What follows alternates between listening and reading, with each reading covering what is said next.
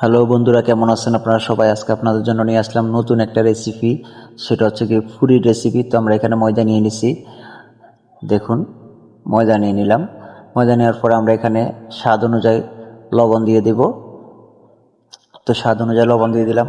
অবশ্যই রেসিপিটা খুব ভালো করে সবাই মনোযোগ সহকারে খেয়াল করবেন। তো লবণ দেওয়ার পরে আমরা যেটা করব সেটা হচ্ছে আমরা এখন পরিমাণ মতো তেল দিয়ে দেব।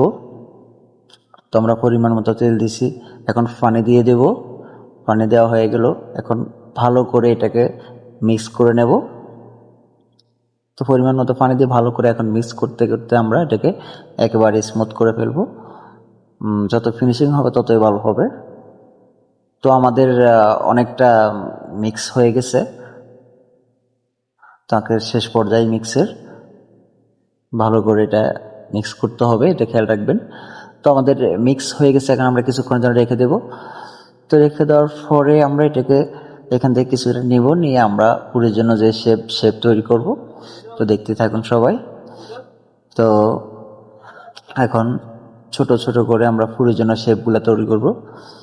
এভাবে এভাবে আমরা শেপগুলো নিয়ে নিচ্ছি।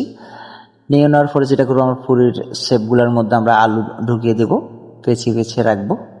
তো দেখুন এইভাবে সবাই খেয়াল করেন, এভাবে আমরা রেখে দেবো সবগুলো করে। তো আমাদের এভাবে সবগুলো যখন করা শেষ হয়ে যাবে, আমরা এদিকে একটা তেল গরম দিয়ে দিছি। তেলটা গরম হয়ে গেলে আমরা এখন পুরিগুলো ছাড়বো। তেল গরম হয়ে গেছে, এখন আমরা একটা একটা করে সবগুলো পুরিগুলো ছেড়ে দিব।